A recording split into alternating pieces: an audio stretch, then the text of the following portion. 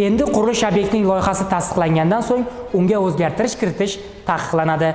Bu talablar O'zbekiston Respublikasi Prezidentining 2025-yil 1-dekabrdagi 236-sonli farmoniga asoslanadi va 2026-yil 1-yanvardan kuchga kiradi. Xususan, qurilishi boshlangan ko'p kvartirali uy-joylarga qo'shimcha qavat qo'shish, balandligini oshirish uchun shaharsozlik hujjatlarini qaytadan ishlab chiqish, tegishli arxitektura shaharsozlik kengashlari tomonidan ko'rib chiqish, ekspertizadan va qayta ro'yxatdan o'tkazish taqiqlanadi. Obyektlarning seysmik mustahkamligiga ta'sir qiluvchi ikkita asosiy materialning sifatini ishlab chiqarishdan boshlab yuk ko'taruvchi konstruksiya shakliga kelgunga qadar bo'lgan jarayonlarda monitoring qilib borish tizimi yo'lga qo'yiladi. Bunda ishlab chiqarish va qurilish montaj jarayonlaridagi barcha bosqichlar shaffof qurilish milliy axborot tizimi orqali nazoratga olinadi.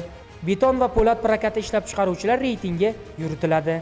Shaharsozlik hujjatlarini ekspertiza qilish faoliyati bilan shug'ullanuvchi asosiy ekspertiza tashkilotlari tomonidan qonunchilik hujjatlariga muvofiq obyektlarning loyiha smeta hujjatlarini ekspertizadan o'tkazishda ularning reyting ko'rsatkichlari inobatga olinadi.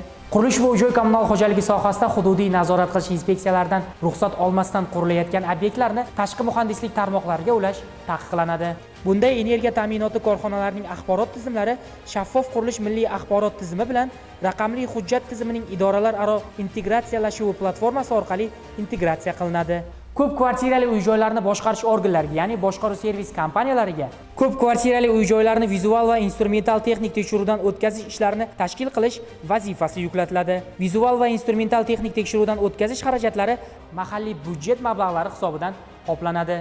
Barcha qurilish tashkiloti va buyurtmachilar faqat tasdiqlangan loyiha asosida ish olib borishi shart. Ruxsatnoma va ekspertiza talablariga rioya qilinmasa, qurilish ishlari to'xtatilishi hamda qonunda belgilangan asosda choralar ko'rilishi ta'minlanadi.